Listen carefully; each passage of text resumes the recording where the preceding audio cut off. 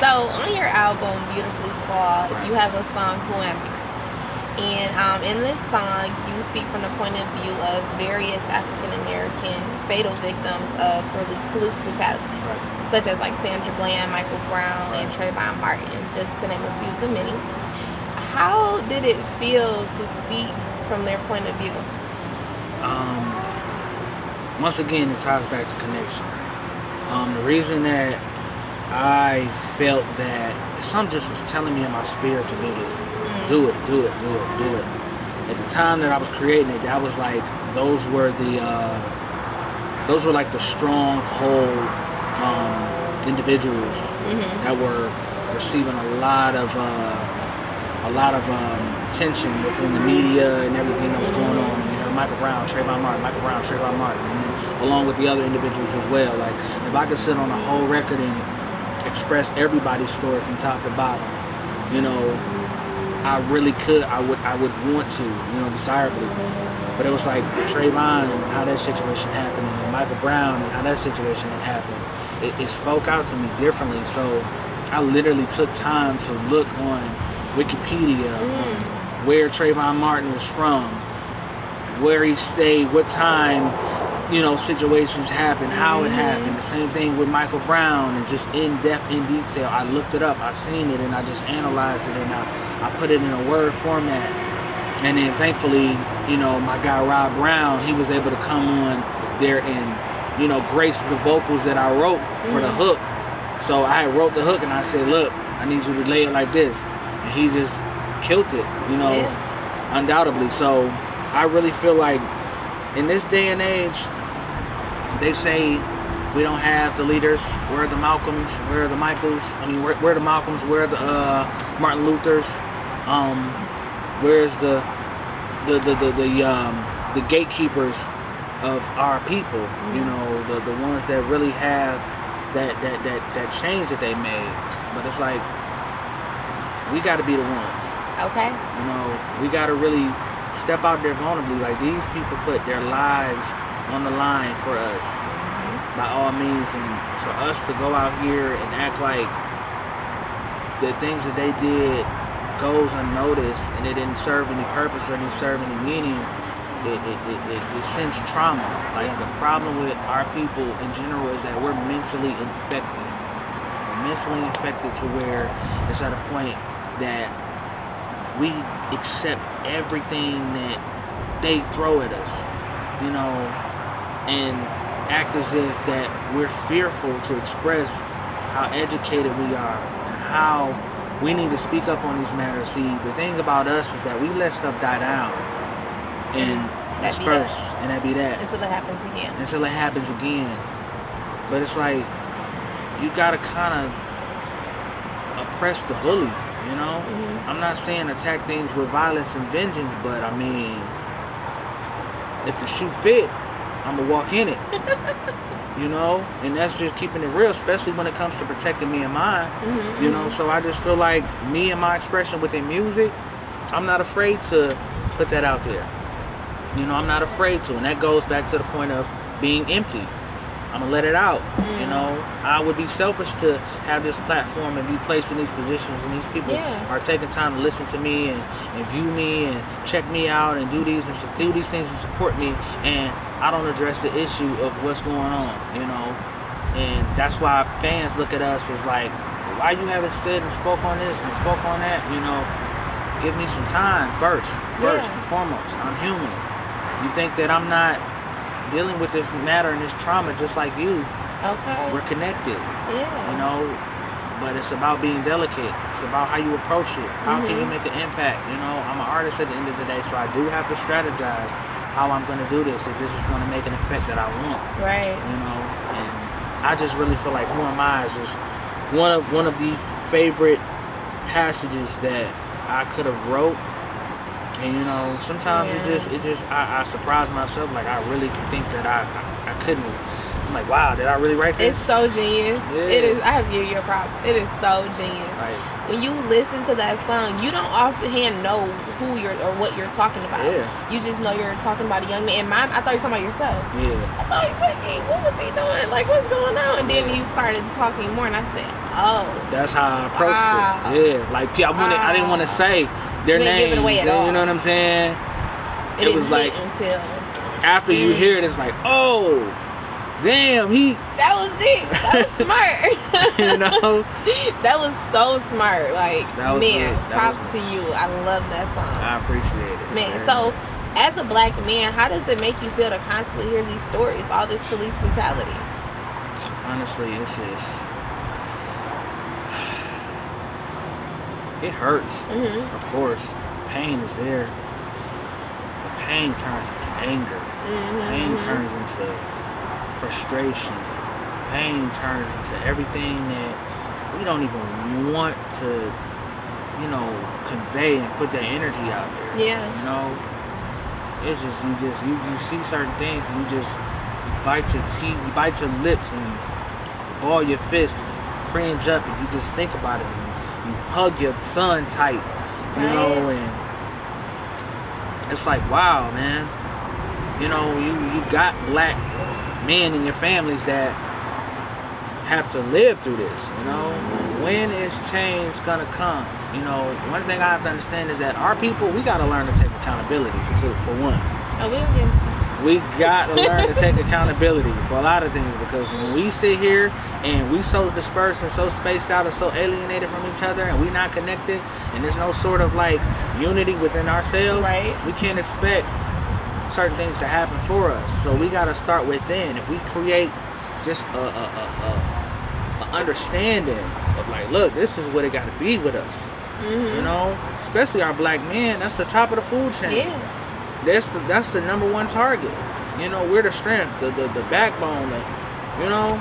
Our women are the nurturers. Our children, you know, they're the ones that are being nurtured. They're the ones that are upbringing. Like, we have to. It all trickles down. You know. That's just where it is. So to keep hearing and seeing these things happen over and over and over again, and it got to be something done different. But it got to be changed within ourselves, in order to do that. And a lot of things that go on too. We're not doing a lot of serving God, and everything ties back to that. As much as we think, we gotta submit to a higher power. I know people say, man, prayer ain't gonna really do this and do that, and I think senseless. I think people are senseless when they say that, because it's really like, how could you say certain things? You just gotta take action in a different approach with handling these situations differently. Be strong, be humble, be bold, be wise. Don't be afraid to, give yourself knowledge on what's going on. Don't be afraid to dig deep and see what you can do. What can you impact in your community? What stance can you take? You never know how it may work out for you. You just gotta not be afraid to put yourself out there, especially if you got a platform. Absolutely. And that's just my take on that, man. It's a lot. Okay, so with the recent murders in our own city, does Black lives still hold the same magnitude when it's us against each other? I think that's just really like, it goes back to that term, mentally infected. You got some people, I think it starts with their upbringing. Why individuals may go out and take lives of their own kind, they are blind to seeing what's going on really in the reality, because they're so committed to something else. Their hood, their gang culture, all these different things. They're devoted to something else, so they don't see the impact. They live on different principles. So by them living on different principles, what these matters and situations that are occurring over here, it holds no validity to them. It doesn't concern them. Their focus on is, how am I about to off my mans over here that did this and did that and violated me, or whatever the case may have been, or you know, or just the hate in their heart that they have. Like, it's just like overall, like I said, mentally infected. For somebody to do something to anyone in particular, to take a life or anything, you have some sort of mental destruction that is going on in your mind. And sometimes, and most times, it's not controllable, you know, because the way they was raised, what they've seen, and what they experienced, and the trauma is continuing to live within them. So a lot of us need help, you know. Our black men, like, we need help. We need help. And that's why I say it goes back to we're so guarded and we're not vulnerable enough, and we're not open enough because we're afraid of what someone's gonna think of us or anything of that nature, or, you know, feeling embarrassed or all these different things. So we gotta understand that, you know, our black men, like I said, we the power, you know, we the strength. Like, that is just like everything that you can have. And that's, they fear us so much, you know. It's like they fear us and they found a way to outsmart us, you know. But what we've learned, you know what I'm saying, just in a lot of things, and just realizing a lot that's just kind of like opening up, you know. So for all of these senseless murders that are happening, and we hearing about our people killing our people, and it's gonna continue to happen if it's not, if you're not healed within. And a lot of us need self-healing. A lot of us need self-analyzing and really just sustain. And it's a case of severe trauma. Yeah. It's a case of severe trauma. What do you think we can do to better evolve within our community? I feel that taking a stance and connecting more. One of the things that I'm working on now is kind of like a show idea where it is actually going to be purposeful for black men. A lot of black men that are in our city, that are gatekeepers that are in our city, they may be in the same industry. Maybe fashion, maybe culinary arts, maybe music, whatever. A lot of us are not connected. A lot of us don't realize that we've had the same struggles, same stories. But for some odd reason, he's over here doing his thing and I'm over here doing my thing. We really relate, you know? So why are we not sitting here saying, hey, what's up? Let's have a conversation. Let's talk. How can we connect the young Pariis Noels and the young individuals, the young Tommy Walkers, and, you know, all these different folks that are gatekeepers within the city, you know, that are black men, because it starts with us. How can we really bring this together and unify and set the tone and set the example to really have this like master plan to really make it pan out? Like, okay, you got this guy that's connecting with him and they didn't know that they relate, and let's have a seat and talk and politics. How can we orchestrate and do things better, do things different, you know? How can we just incorporate our platforms to create other platforms, you know? And that's just where I feel like it starts with us. And maybe people in you know, leaders in the congregation, pastors, they don't cross paths with each other, you know? They may not know that they share the same stories, the same upbringings, the same backgrounds. They may not know. But who's going to be that one to bring this individual and that individual together and, you know, play the middle child to really bridge that gap? And that's where I come from. So, yeah. All right. Yeah. You're going to be our new Martin? I mean, I'm not claiming to be no politician. I'm just acting on purpose, you know? I'm acting on purpose, you know? And that's just where I'm at with it. So it's like, it's to a point where you, like I said, you gotta have that drive of connection, where these individuals are gonna, damn, I didn't know you came up like that. Yeah, man, I didn't know you came up like that. Now it makes you feel mutual, you know. You never know. And I'm not saying that they're not connected, they may not know each other, but I would like to see more of it. I would like to see more how artists collaborate on records and do whatever, so on and so forth. I would like to see a lot of our black men and our black people collaborate with. Yeah. Like, you got a business, I got a business. How can we thrive with each other's business and create opportunity and, you know, have some sort of kickback system or whatever the case is. You know? Yeah. Everybody's so, with this term, I'm in my bag. Like, Like terms and terminology to just be created today. It's just like we take it and run with it, you know. Like, be you. Yeah, and like you said earlier, that unity that is so important.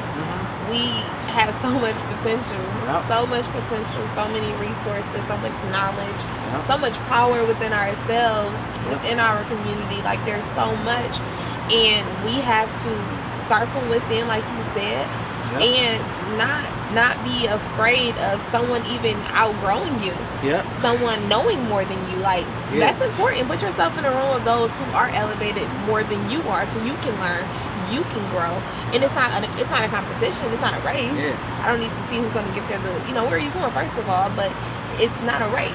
I've heard wise words. Someone told me this and said that if you're not, I had to tell myself, it was advice from someone, and I tell myself it now.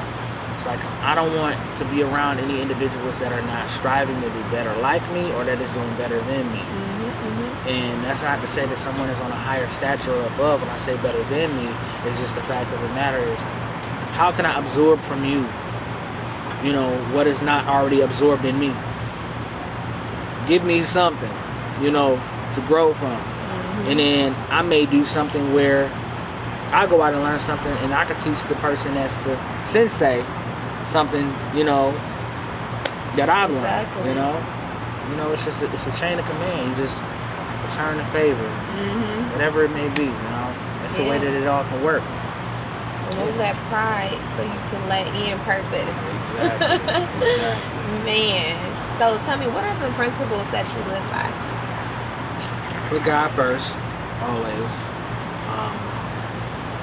Stand with integrity.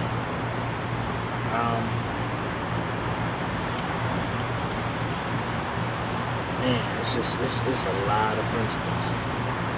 Never doubt yourself. Never put yourself in a position where you feel like you got to compromise anything that's meaningful to you. Self-respect. Don't disrespect. Put good energy out that you want to receive. Treat people how you want to be treated. Just take the time to just take one day at a time with life, like at ease, smooth sailing. Like things can be bumpy and rocky and so on and so forth, but you just gotta really just stand on your self-beliefs and never think that you can't do anything that you're capable of. Knowing you're worthy, own what you create, be fulfilling in every title that God grants you. Father, son, cousin, brother, philanthropist, community activist, whatever it may be, musician, all of the above. Give your all in those titles and don't hold back, Don't hold back. Don't hold back, and don't be afraid to let people know, like, I'm not perfect, but I'm just gonna let you know that I'm walking in my purpose, and I can smile doing it, be happy about it, thrive within it, live it, and you just won't have any regrets. Like, don't have no regrets, Stand with integrity. I tell my son every time I take him to daycare, I say, hey, you know what time it is. I ask him, where's God? He say, in my heart. I make him say, I'm great, I'm blessed, I'm smart, I'm strong. He repeat after me. I ask him what's his name. He tell me his name. I tell him what's my name. He say my name. I ask him what's his mommy name. He says mommy name. He says prayers. He's 2, and I'm continuing to embed that into him so he'll know, like, these things that you really have to, they're at that vulnerable stage where it's like they're absorbing a lot, they're learning a lot. Like, he told me one day when he was talking about some snacks or something, I said, I was trying to tell him like it wasn't no more because I didn't want to give him none. I said, I don't have no more. He said, yes it is, they're in the pantry. I said, what you know about a pantry? Yeah, right. At 2. Be in the closet. You know, they in the Shelf, pantry. baby. They in the, man, you growing up like it's something else, man. Just, you know, be honest.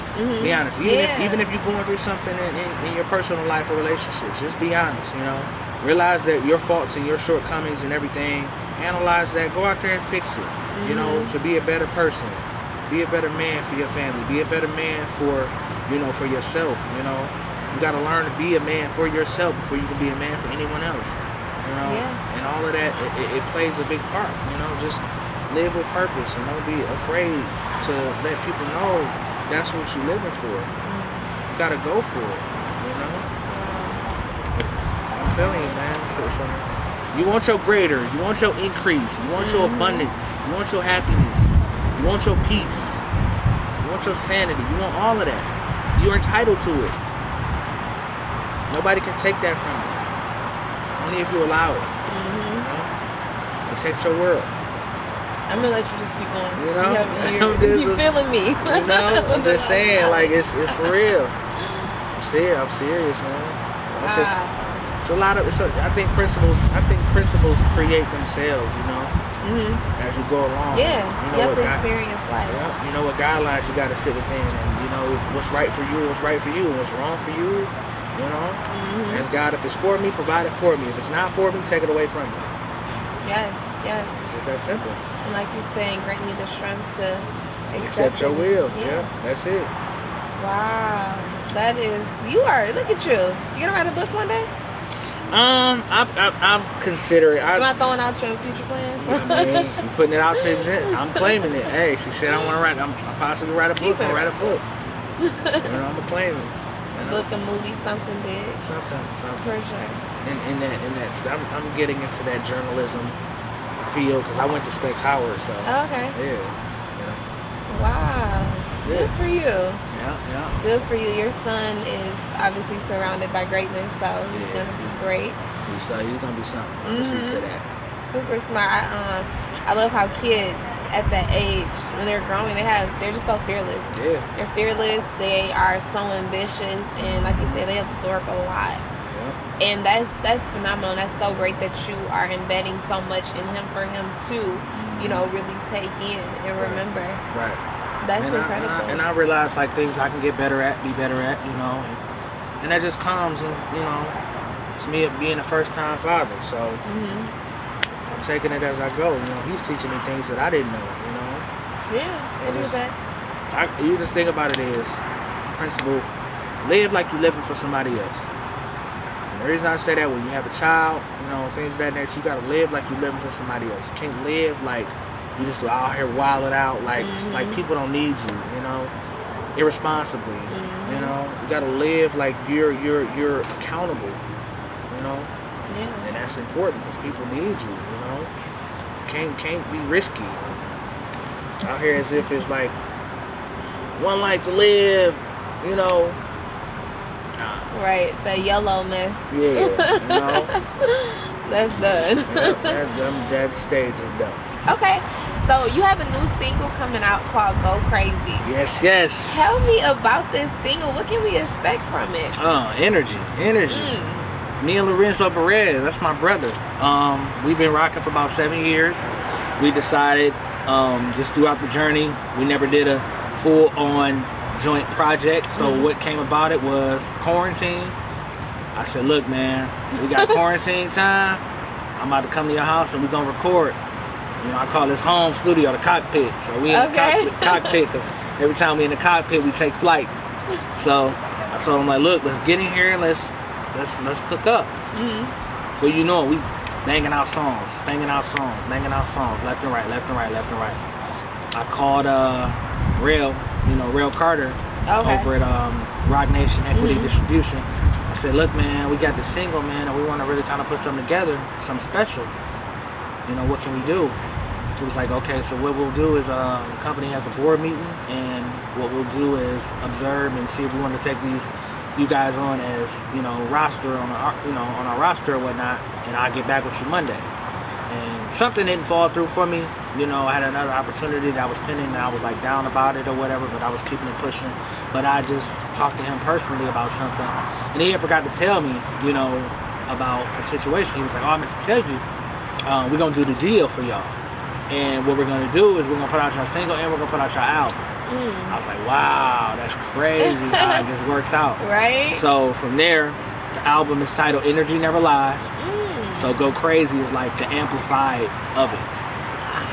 Like, energy never lies. Like when we cling up, when me and him cling up, our whole thing is energy never lies. Like we in that studio, we here, we there. It's just, we got referenced the other day. We did a live interview on Instagram. This is gonna stick with me forever. Somebody told us that I really think that y'all are like the modern day Redman and Method Man. And I was like, yo, people's like, yo, that's a great reference for y'all. Like, that's crazy. And ever since then, I took it and I was like, you know what? That kind of hit. Wow. You know, to be compared to those guys are greats. They made some historic impact in hip hop, you know, and music. Absolutely. So I'm like, you know what? I told him every time I talk to him, I said, we almost there, man. Like, we there. We almost there. Yep. It's coming. So, yeah, man, Go Crazy is the tone setter. Like, you hear that, you gonna hear like, oh, what's that album sound like then, man? Right. This ain't this ain't Pariis Noel. This Boss P right here. That's I'm like, Boss P, is that like your alter ego? yeah, that's the alter ego. Okay. My man Marv had gave me that name. We was on the road from coming back from New York. We went to Rail's New Year's Eve party. It's crazy though. He was like, I was like, man, this look I like. He said, man, you Boss P. You know, this real dressy look, you know, like plaid pants and real, like, you know, boss like, you know.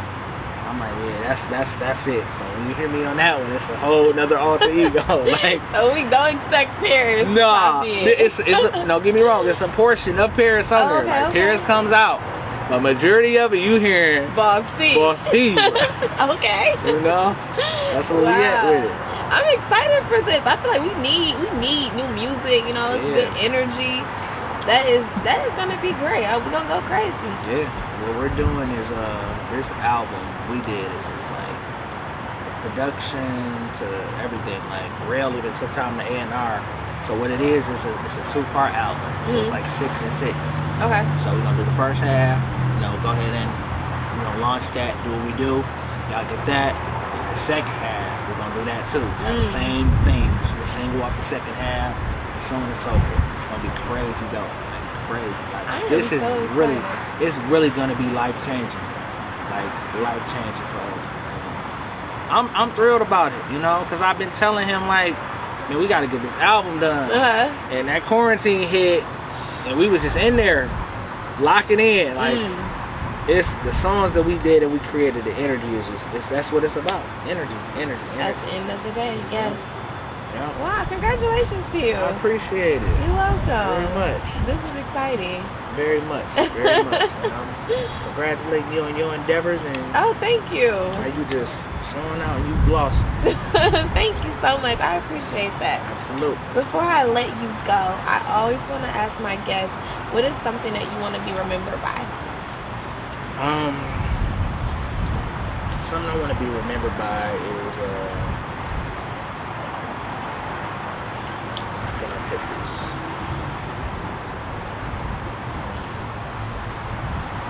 If my heart isn't going to be into something, then I'm not going to be able to give it my all. You know, my heart got to really be in it. It can't be forced upon. It can't be something where it's just like someone's making me do it. You know, my heart got to be in it. You know, it just it's something about that. The heart is a sensitive organ. You know, and you just gotta have your heart in it. Like you just gotta have that feeling, that passion, that eagerness to just know that you're gonna do something great. And my main thing to just tell everybody is like, be the change that you want to see in this world. Yeah. Seriously, that's like what my whole identity, brand, and everything is a full representation of it. Be the change that you want to see in this world. Be the change, no matter what. You know. Yeah. Don't ever let certain things steer you off and wear you off. And make a difference, man. Start approaching things differently. Think with a different mindset, a perspective. Be the change. Be the change. Be the change. Be It the is change. as simple as that. It's just as simple as that. Like when you hear "Beautifully Flawed," that's what the album symbolizes. It's be the change. That's what I give to the people, and much more to come. You know, I'm still questioning this journey of life. It's gonna be so much more that I be able to share and say that I've experienced and it has happened. And I look back now and have these conversations and be like, wow, you know, I've learned and I've grown so much. It's crazy. You know? You keep learning. It's like you be surprised. Oh, there's still much more to know. Still don't have it figured out. Okay. It's an ongoing thing. Absolutely. Oh my goodness. So I want to thank you so much for sitting with me and unlocking your journey with me. Absolutely. It's been exciting. So before I let you go, would you like to tell the audience your contact information, social media, how they can reach you?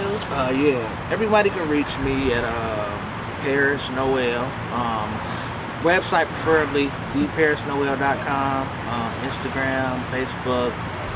All social media platforms are geared to that website in particularly, so I don't tell you guys multiple different like names or whatnot. It's all Pariis Noel, but if you dynamically just make sure you look me up. You want to look me up, just with 2 eyes.